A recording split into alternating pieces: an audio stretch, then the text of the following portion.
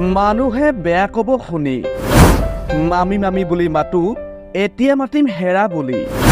হয়, একেলগে জীৱনটো কটোৱাৰ সংকল্প, কিন্তু মামাৰ চকুত এতিয়া চকু পানী। কথাবোৰ চাগে বুজি পোৱা নাই আপোনালোকে। একো নাই দিয়ক, ভালদৰে বুজাই দিছোঁ। এইবাৰ বুঢ়ী মামী পলাই গ'ল ফুল কোমলীয়া ভাগিনৰ লগত, মানে ভাগিনক লৈ পলাই গ'ল মামী। কালৰো কাল বিপৰীত কাল, হৈ নাই চেলেকে বাঘৰো গাল। প্ৰেমে নামানে জাত পাত, নামানে বয়সৰ সীমা, সেয়ে মামী ভাগিন পালেগৈ মধুচন্দ্ৰিকা।